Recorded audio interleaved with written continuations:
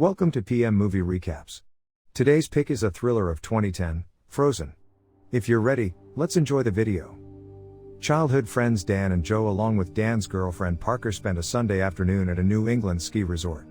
The guys don't want to pay full price for 3 ski lift tickets, so Dan convinces Parker to bribe the ski lift attendant, Jason, to let them all on the ski lift.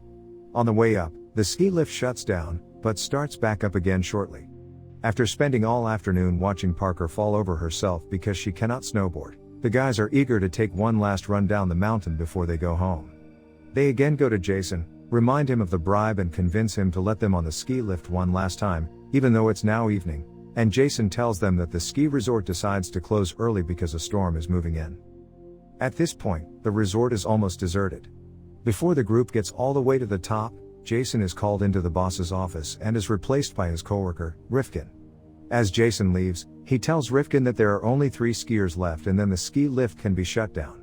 Another set of 3 skiers comes down the mountain. When Rifkin sees them, he shuts down the ski lift, stranding Dan, Joe and Parker in their ski lift chair far above the ground. They are first annoyed and assume that there's another technical difficulty with the ski lift. A few minutes later, the lights go out and scare the 3 of them. Night has come and a snowstorm moves in. After a while, Cody, a snowcat driver, comes to cut Barnes. When Dan, Joe and Parker see him stop the vehicle, they think that he sees them, but he actually picks up the call from his coworker who lets him know that all Barnes just landed and he can come back to the base. After the call, Cody is about to leave. When they see him going to leave, they try to call him but he can't hear them. They throw some ski accessories down to catch Cody's attention. It seems as if Cody is about to see all the stuff the 3 are throwing down, but under poor weather conditions, he can't see anything at all. Then, he continues backing up and leaves. After several hours, Dan, Joe and Parker realize that no one is coming to get them and that they could be stuck up there all week, as the resort is closed on weekdays. Parker then loses her right glove while smoking. Dan realizes he has no choice but to jump from the ski lift chair and get help, as they will not survive up there in the bitter cold until Friday. Dan jumps off the lift onto a hard section of the ski path and suffers a compound fracture in both of his legs. Later on, he is approached by a wolf that growls at him, but Parker throws her snowboard at it and it runs away. Joe fears for Dan's safety. He then decides to climb up and traverse the ski lift cable so that he can get to a chair that is closer to the ground. However, after traversing a few feet, he returns to his chair with his hands cut. Joe holds Parker and doesn't let her watch the scene below where Dan has been surrounded by a pack of wolves that devour him. In the morning, Parker wakes up with her right hand stuck to the ski lift safety bar which she has grabbed in her sleep. She painfully pulls it free. After a few hours, Joe again steps up on a ski lift chair to climb up to another one, but this time it causes the chair to get loose from its supporting cable.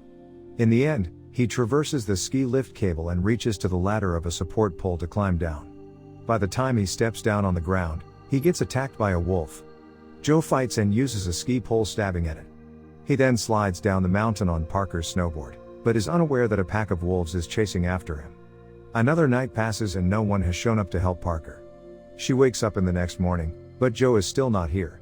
Parker then realizes that something may happen to him. She slowly climbs out of the ski lift chair herself, but the bolt holding the chair fails and drops some 20 feet. Parker is now hanging at a fairly safe height. She takes a deep breath and jumps down, but is injured as the ski lift chair then falls on her ankle. Parker slides, walks and crawls down the mountain. On the way down, she sees a streak of blood in the snow and that's from Joe's body. Parker faces one of the wolves, but it leaves her and returns to its pack, finishing off Joe's remains. In the end, Parker makes it the rest of the way down the mountain to a nearby road. A car appears and a man comes to rescue her. While on the road, the man calls the hospital and tells them that he finds a girl getting hurt outside of the ski resort. Parker closes her eyes and hears Dan say to her that she will be okay. Thank you for watching, but before leaving please make sure that you click subscribe and turn on the notification so that you can enjoy watching more videos like this.